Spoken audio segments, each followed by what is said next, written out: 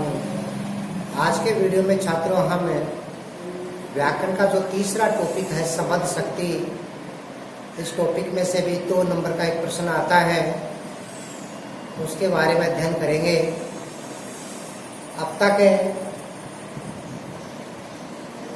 13वें number का video है और व्याकरण का तीसरा टॉपिक है। आपसे पहले मैंने आपको व्याकरण के 2 टॉपिक कंप्लीट करवा दिए। तो छात्रों, शब्द शक्ति किसे कहते हैं? किसी भी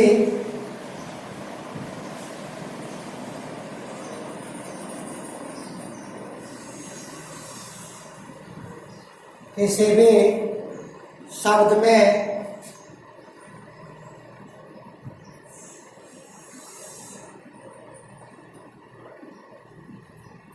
अंतर्निहित अर्थ को प्रकट करने वाले व्यापार को शब्द शक्ति कहते हैं। किसी भी शब्द में अंतर्निहित अर्थ को प्रकट करने वाले व्यापार को शब्द शक्ति कहते हैं।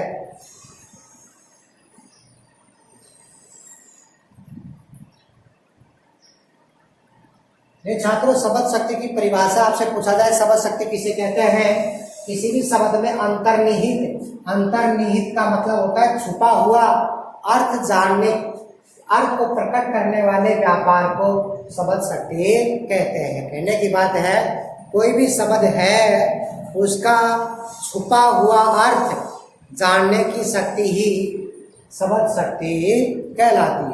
मतलब शब्द शक्ति, शब्द का अर्थ जानने की शक्ति। कोई भी शब्द है उसका अर्थ जानने की शक्ति को छात्रों शब्द शक्ति कहते हैं। फिर आता है शब्द शक्ति के प्रकार। तो छात्रों, अर्थ के आधार पर काव्य में जो शब्द है,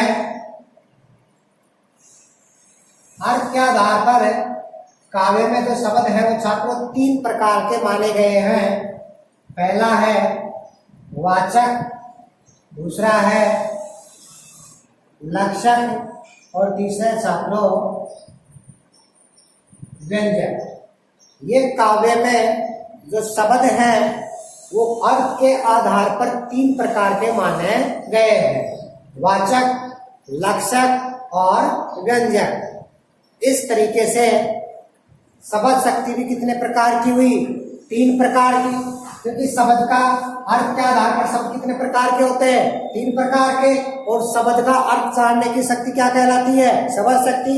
कि जब किसी शब्द का अर्थ के आधार पर 3 भागों में बांटा गया है तो उसका मतलब किसी शब्द का अर्थ 3 प्रकार से ग्रहण किया जाता है। और शब्द शक्ति कितने प्रकार की हुई? 3 प्रकार की।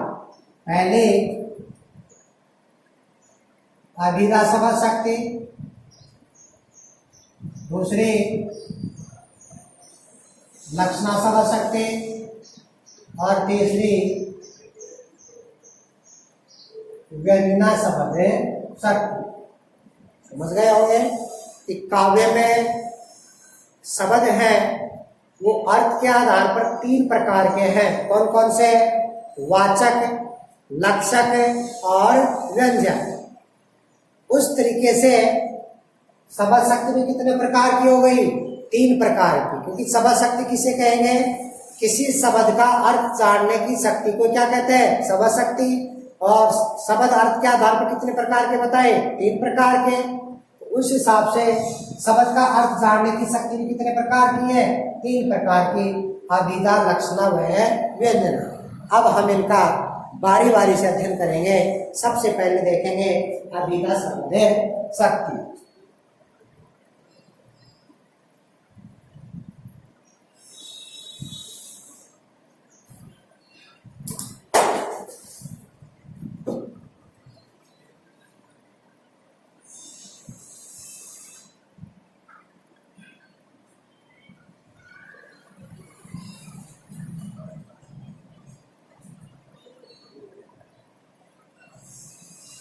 तो छात्रों इसकी परिभाषा है, जब कोई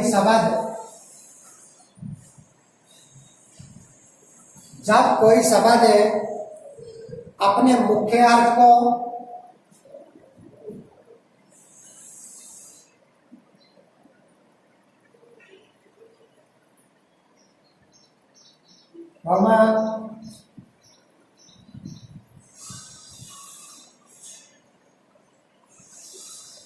शब्दकोशीय अर्थ को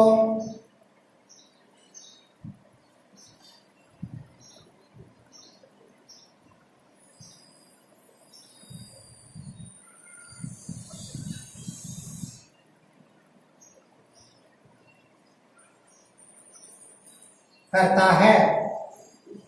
जब कोई शब्द अपने मुख्य अर्थ को, शब्दकोशीय अर्थ को, लोक प्रसिद्ध अर्थ को, सांकेतिक अर्थ को प्रकट करता है, उसे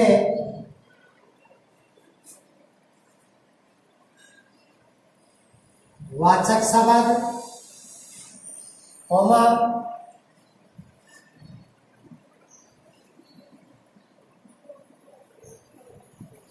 उसके द्वारा प्रकट होने वाले अर्थ को वाच्यार्थ या मुख्यार्थ या विधेयार्थ कहते हैं। उसके द्वारा प्रकट होने वाले अर्थ को वाच्यार्थ तथा वाच्यार्थ प्रकट करने की शक्ति को अभिधा शब्द शक्ति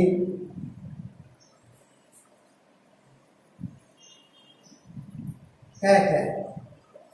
जो छात्रों, अभिधा शब्द शक्ति की परिभाषा है, हम 3 स्तर जानेंगे कि जब कोई शब्द अपने मुख्य अर्थ या शब्दकोशीय अर्थ या लोक प्रसिद्ध अर्थ को प्रकट करता है, उसे वाचक शब्द, उसके द्वारा प्रकट होने वाले अर्थ को वाच्यार्थ या मुख्यार्थ या विधेयार्थ तथा वाच्यार्थ प्रकट करने की शक्ति को अभिधा शब्द शक्ति कहते हैं। मतलब 3 स्तर हो गए कि जब कोई शब्द अपने मुख्य अर्थ को प्रकट करता है, उसे वाचक शब्द कहते हैं। उसके द्वारा प्रकट होने वाले अर्थ को क्या कहेंगे? वाच्यार्थ, और वाच्यार्थ ग्रहण करने की शक्ति को अभिधा शब्द शक्ति कहते हैं। मतलब ये तो लिखवाने पर परिभाषा लिखवाई, समझने पर कि जब कोई शब्द अपना मुख्य अर्थ का मतलब होता है जैसा है वैसा का वैसा। जैसा लिखा हुआ है कि रमेश विद्यालय जाता है, इसका अर्थ जैसा है, हम वैसा का वैसा अर्थ ग्रहण करेंगे। तो जैसा है वैसा का वैसा अर्थ ग्रहण किया जाए तो वह शब्द तो क्या कहलाएगा? वाचक शब्द। और उस शब्द के द्वारा जो अर्थ प्रकट किया जाएगा उसको क्या कहेंगे? वाच्यार्थ। और वाच्यार्थ प्रकट करने की शक्ति को अभिधा शब्द शक्ति कहते हैं।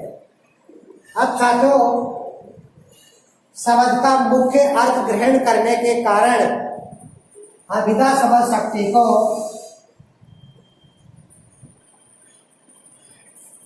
मुख्य शक्ति या अग्रिमा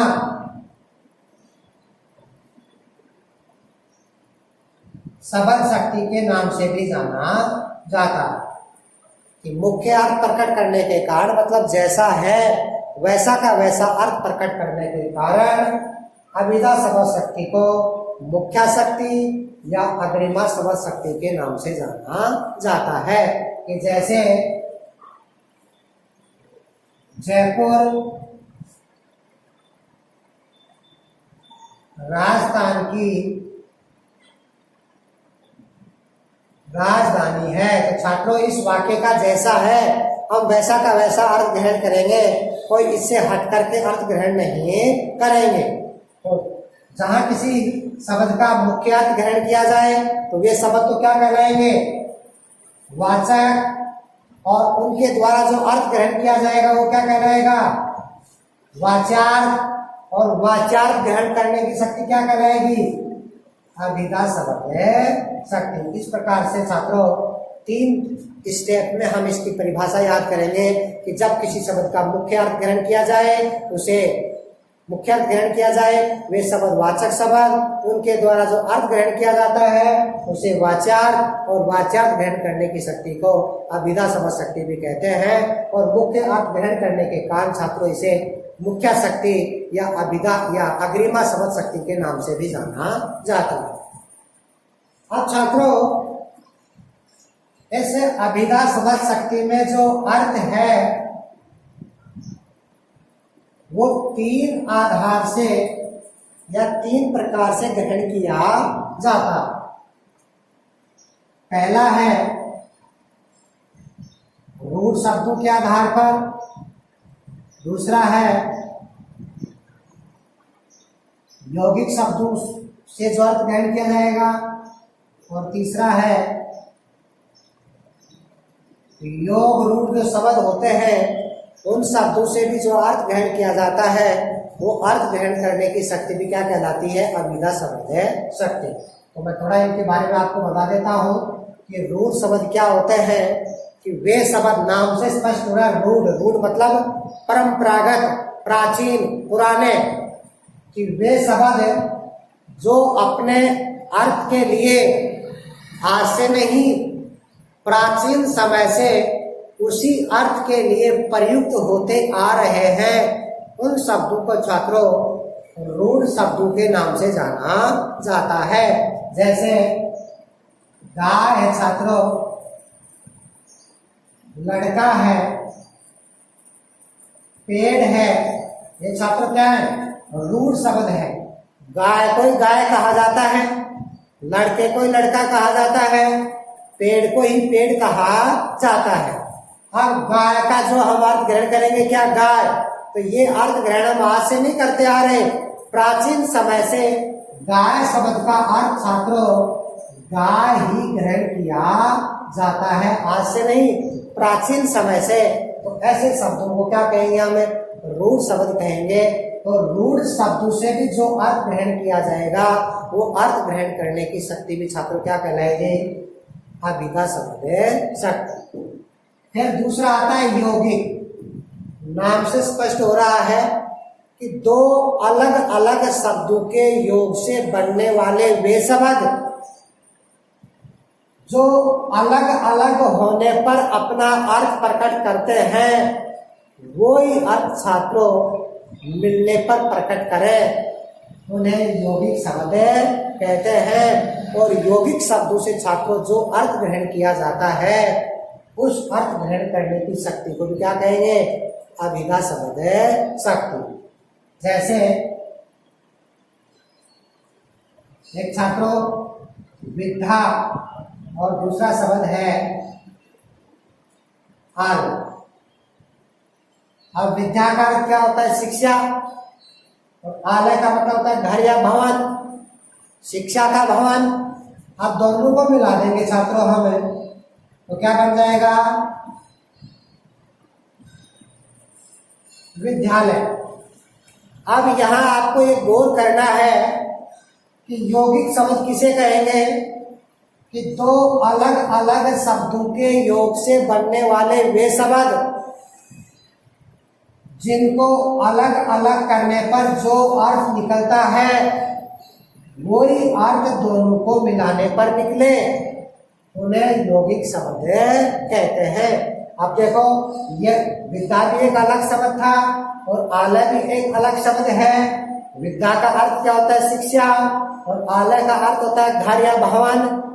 दोनों को अलग अलग करने पर भी वही अर्थ निकल रहा था और दोनों को मिलाने पर भी वही अर्थ निकल रहा है। विद्यालय का मतलब शिक्षा का भवन या शिक्षा का घर होता है, उसको क्या कहते हैं छात्रों, विद्यालय कहते हैं।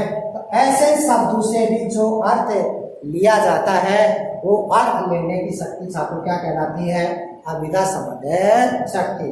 रूढ़ शब्दों में क्या होता है, वे किन्हीं शब्दों के योग से नहीं बनते, वे दूसरे शब्दों के योग से नहीं बनते और अपने अर्थ के लिए प्राचीन समय से प्रयुक्त होते आते हैं। ऐसे शब्दों को छात्र क्या कहेंगे?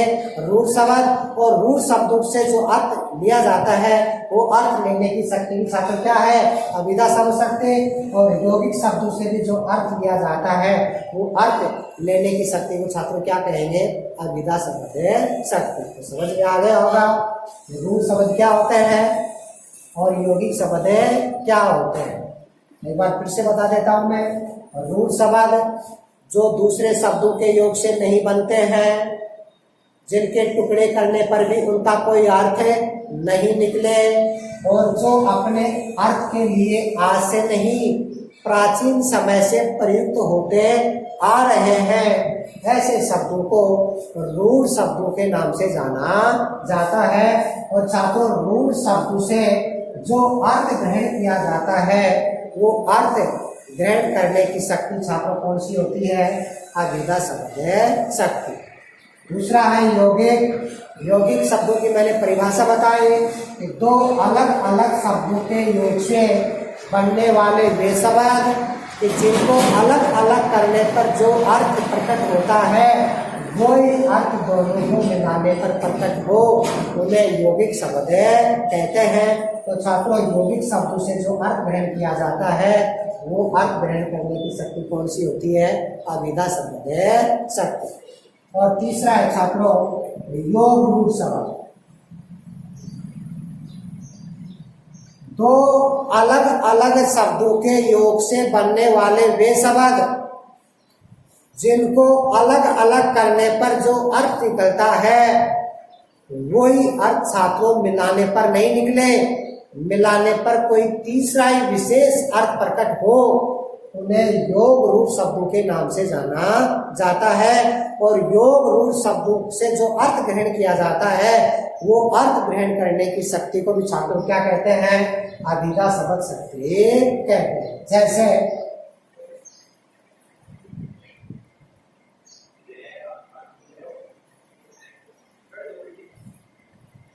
पहला शब्द है छात्रों लंबा और दूसरा है उदर। लंबा का मतलब लंबा होता है और उदर का मतलब क्या होता है? पेट। अब छात्रों हम इन दोनों शब्दों को मिलाएंगे तो एक शब्द बनता है लंबोदर। अब लंबोदर का अर्थ छात्रों लंबा पेट नहीं है। लंबोदर का तीसरा विशेष अर्थ ग्रहण किया जाता है किससे? गणेश से। तो लंबोदर शब्द का जो हमने गणेश अर्थ ग्रहण किया तो ये अर्थ ग्रहण करने की शक्ति की छात्रों क्या कहलाएगी? अभिधा शब्द शक्ति। यौगिक शब्दों में और योगरूढ़ शब्दों में क्या अंतर हुआ? कि दो यौगिक शब्द भी अलग अलग शब्दों के योग से बनते हैं और योगरूढ़ शब्द भी अलग अलग शब्दों के योग से बनते हैं, लेकिन दोनों में एक मुख्य अंतर है छात्रों कि यौगिक शब्दों में तो अलग अलग करने पर जो अर्थ निकलता है वो अर्थ क्या निकले? मिलाने पर निकले। लेकिन योगरूढ़ शब्दों में जो अलग अलग करने पर जो अर्थ निकलता है वही अर्थ छात्रों मिलाने पर नहीं निकलता, मिलाने पर कोई तीसरा विशेष अर्थ प्रकट होता है, उन्हें योग रूढ़ शब्दों के नाम से जाना जाता है। एक शब्द और देख लेंगे।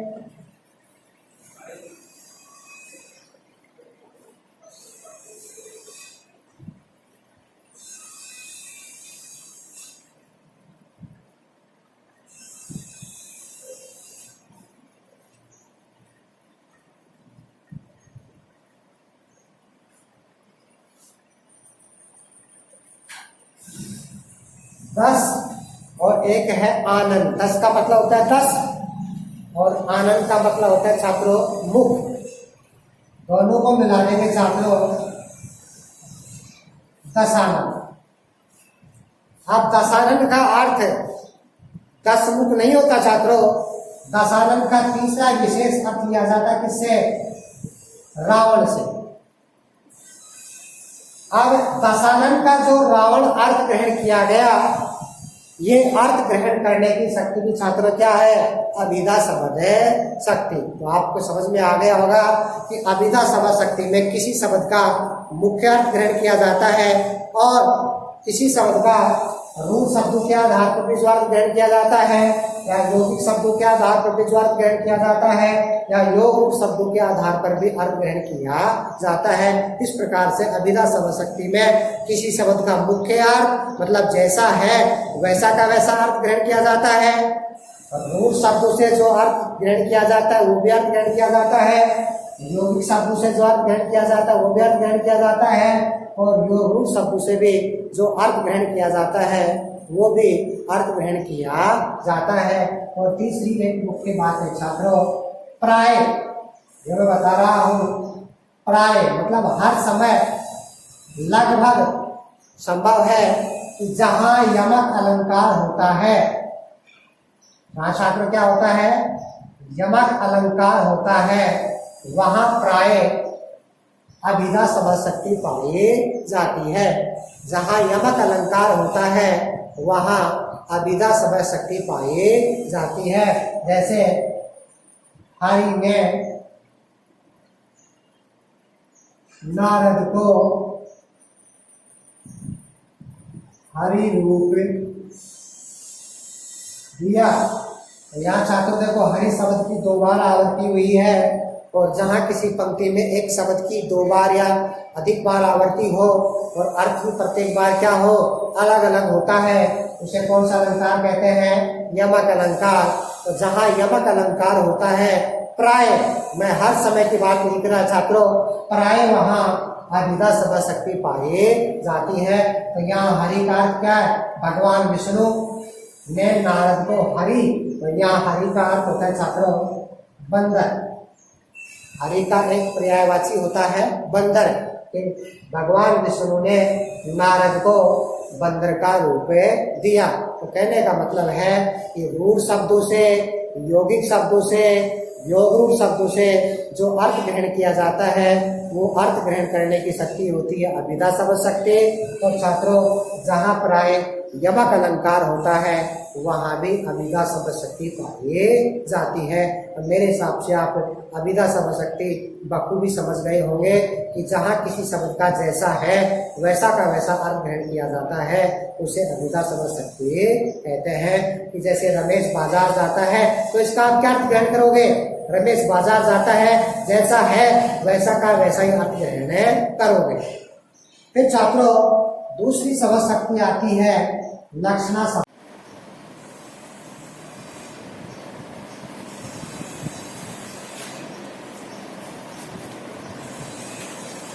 लक्षणा शब्द शक्ति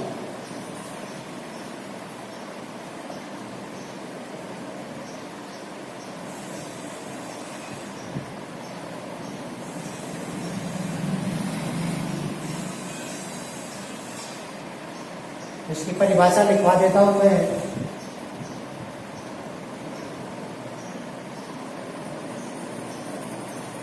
जब किसी शब्द का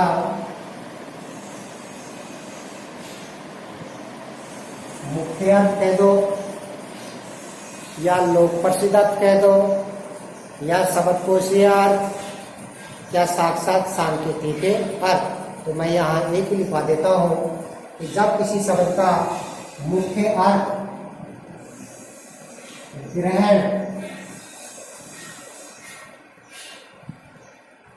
करने में बाधा उत्पन्न हो,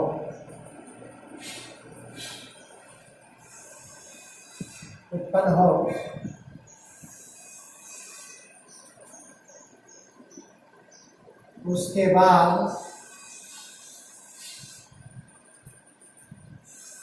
उस शब्द से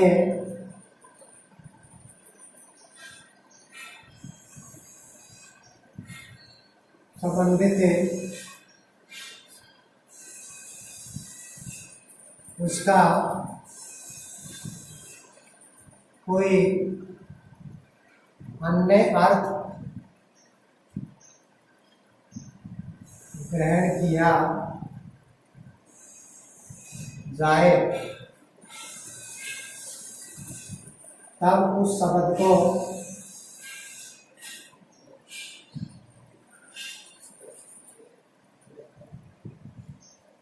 लक्षक शब्द, उसके द्वारा प्रकट होने वाले अर्थ को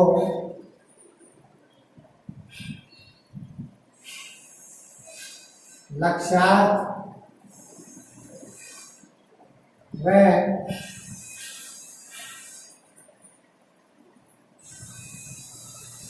लक्ष्यार्थ प्रकट करने की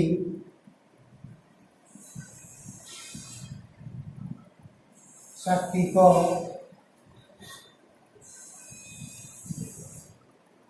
लक्षणा शब्द शक्ति कहते हैं। छात्रों, वो सीधी सी परिभाषा है, लिखने में आपको बड़ा लग रहा है कि जब किसी शब्द का मुख्य अर्थ ग्रहण करने में बाधा उत्पन्न हो, मतलब रुकावट आए, जैसा है वैसा का वैसा अर्थ ग्रहण करने में क्या है, रुकावट, बाधा उत्पन्न हो, फिर उस शब्द से संबंधित उसका कोई अन्य अर्थ ग्रहण किया जाए, तब उस शब्द को हम क्या कहेंगे, लक्षक शब्द। उसके द्वारा जो अर्थ ग्रहण किया जाता है उसे लक्ष्यार्थ, और लक्ष्यार्थ ग्रहण करने की शक्ति को छात्रों लक्षणा शब्द शक्ति कहते हैं। वही 3 स्टेज हो गए, 3 स्तर मैंने बताए थे कि जहाँ किसी शब्द का मुख्य अर्थ ग्रहण करने में क्या हो, बाधा, फिर उस शब्द से संबंधित उसका कोई अन्य अर्थ ग्रहण किया जाए उसे लक्षक शब्द, उसके द्वारा जो अर्थ ग्रहण किया जाता है उसे लक्ष्यार्थ, और लक्ष्यार्थ ग्रहण करने की शक्ति को छात्रों लक्षणा शब्द शक्ति कहते हैं। जैसे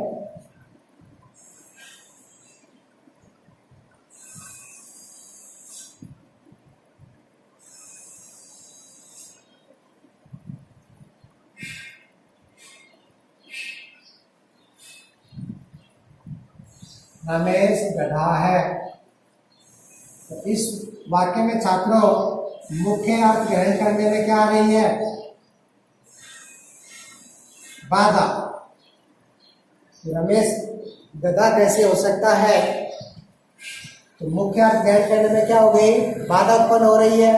फिर हम इस शब्द से संबंधित इसका अन्य अर्थ ग्रहण करेंगे कि रमेश में गधे जैसे क्या है, लक्षण है, गधे जैसी विशेषताएं हैं, इसलिए रमेश को क्या कहा गया है, गधा कहा गया है।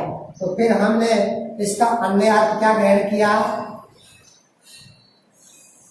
मुख्य अर्थ ग्रहण करने में क्या हो गई, बाधा, कि रमेश गधा कैसे होगा, बाधा उत्पन्न हो गई। फिर हम इस शब्द से संबंधित इसका हम अन्य अर्थ ग्रहण करेंगे, और वो अन्य अर्थ क्या होगा कि रमेश में गधे जैसे क्या है, लक्षण है। तो ये अन्य अर्थ ग्रहण किया, तो ऐसी स्थिति में ये शब्द तो क्या कहलाएगा, लक्षक शब्द। और इन शब्दों के द्वारा जो हमने अर्थ ग्रहण किया, कौन सा, कि रमेश में गधे जैसे लक्षण है, ये अर्थ क्या कहलाएगा, लक्ष्यार्थ। और ये अर्थ ग्रहण करने की शक्ति, मतलब लक्ष्यार्थ ग्रहण करने की शक्ति छात्र क्या कहलाएगी, लक्षणा शब्द शक्ति कहलाएगी। और उदाहरण देखेंगे,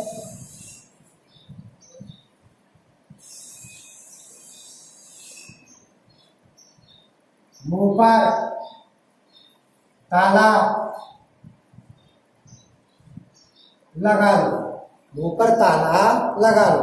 तो छात्रों इस वाक्य का जैसा अर्थ है, मतलब मुख्य अर्थ है, वो अर्थ ग्रहण करने में क्या हो गई, बाधा।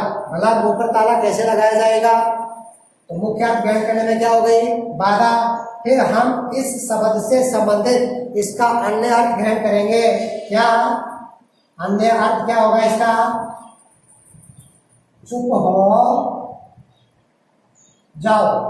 तो यहाँ छात्रों इस शब्द से संबंधित हमने अन्य अर्थ ग्रहण किया, चुप हो जाओ। तो यहाँ मुंह पर ताला लगा लो, ये तो क्या कहलाएगा, लक्षक शब्द। ये तो क्या कहलाएगा, लक्षक शब्द। और हमने इस शब्द से संबंधित अन्य अर्थ ग्रहण किया, चुप हो जाओ, ये क्या कहलाएगा, लक्ष्यार्थ। और मुंह पर ताला लगा लो, इसका हमने अन्य अर्थ ग्रहण किया, चुप हो जाओ, तो ये अन्य अर्थ ग्रहण करने की शक्ति छात्रों क्या कहलाएगी, लक्षणा शब्द शक्ति कहलाएगी। समझ में आ गया होगा। लक्षणा शब्द शक्ति किसे कहेंगे, वो 3 स्तर है कि जहां किसी शब्द का मुख्य अर्थ ग्रहण करने में क्या हो, बाधा उत्पन्न हो, फिर उस शब्द से संबंधित उसका कोई अन्य अर्थ ग्रहण किया जाए, उसे क्या कहेंगे, लक्षक शब्द। उसके द्वारा जो अर्थ प्रकट किया जाएगा उसे लक्ष्यार्थ, और लक्ष्यार्थ प्रकट करने की शक्ति को छात्रों लक्षणा शब्द शक्ति कहते हैं। अब आगे आता है इसके भेद।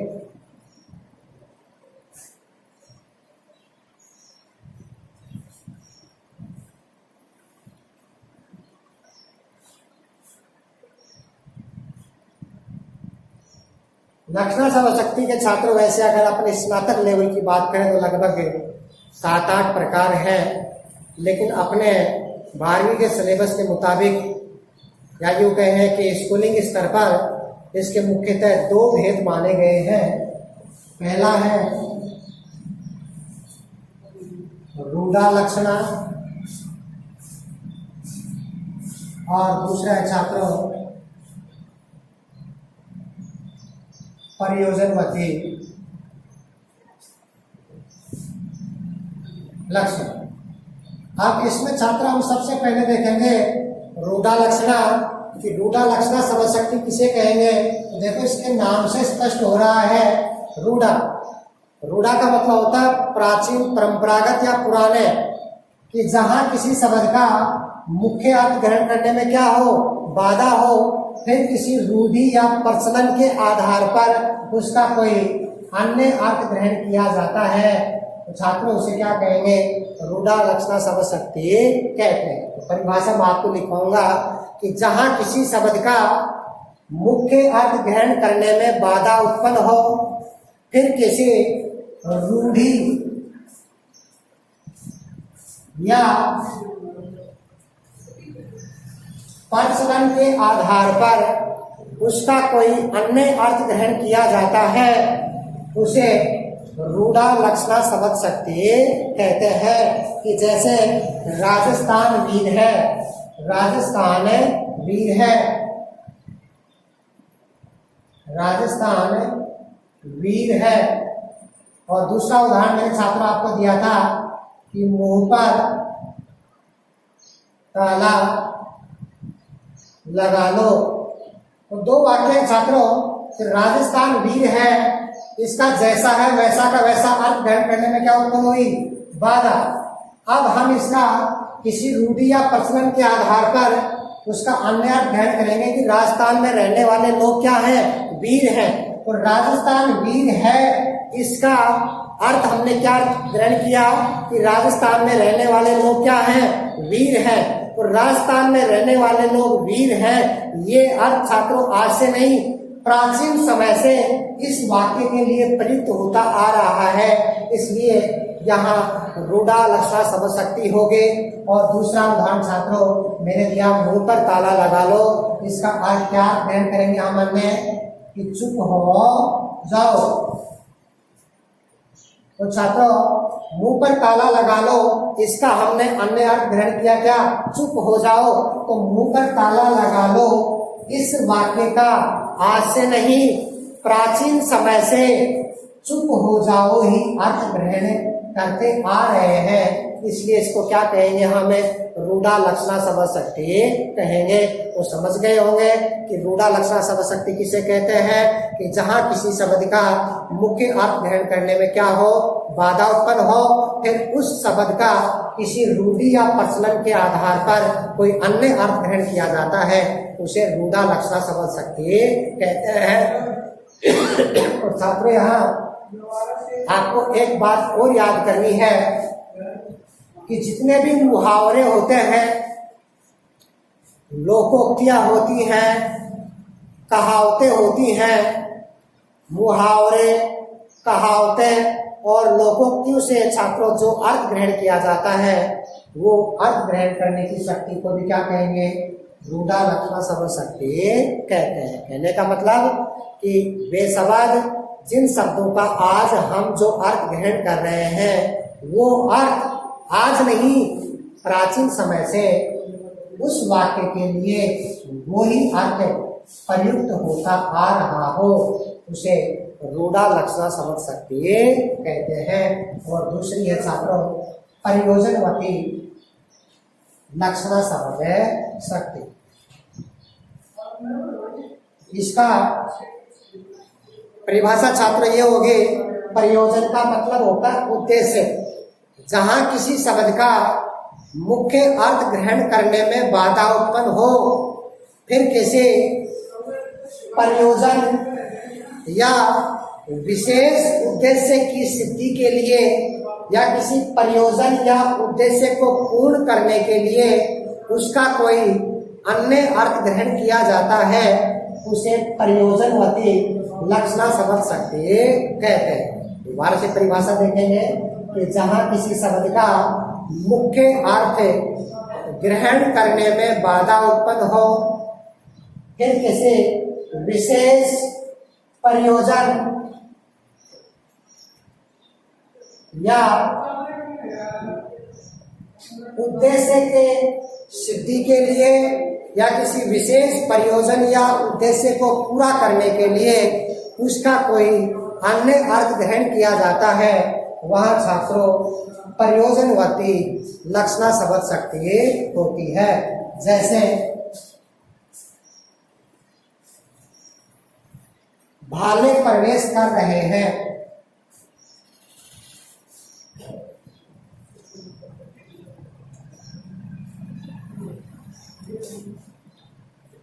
एक वाक्य छात्रों, अब इसका जैसा है वैसा का वैसा अर्थ ग्रहण करने में क्या हो गई, बाधा। अब हम इसका किसी विशेष प्रयोजन या उद्देश्य को पूर्ण करने के लिए अन्य अर्थ ग्रहण करेंगे, क्या कि भाले धारे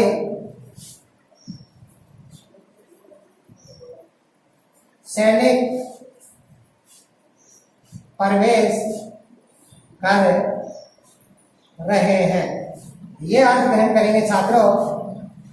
अब इस वाक्य का जो हमने ये अर्थ ग्रहण किया, सदैव मतलब हमेशा ही इस वाक्य का ये अर्थ ग्रहण नहीं किया जाता। ये तो मेरा प्रयोजन था, मेरा उद्देश्य था कि मैंने इस वाक्य का ये अर्थ ग्रहण कर लिया।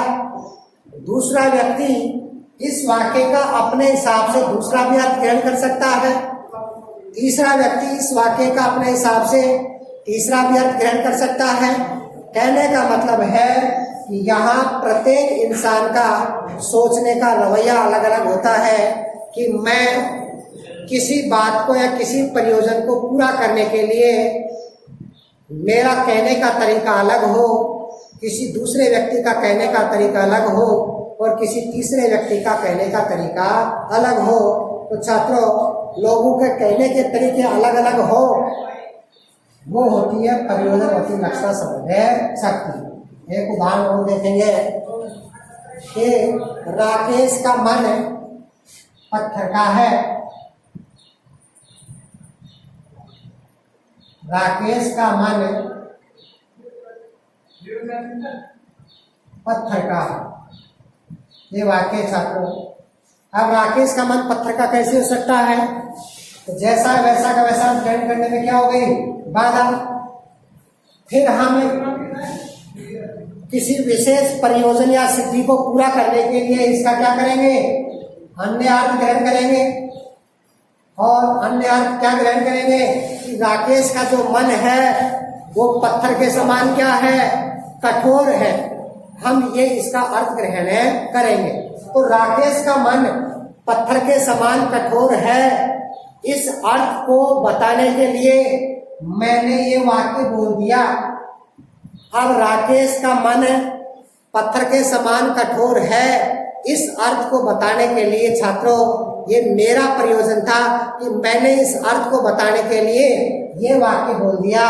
अब दूसरा व्यक्ति इस अर्थ को बताने के लिए दूसरा वाक्य भी बोल सकता है, तीसरा व्यक्ति इस अर्थ को बताने के लिए तीसरा वाक्य भी बोल सकता है।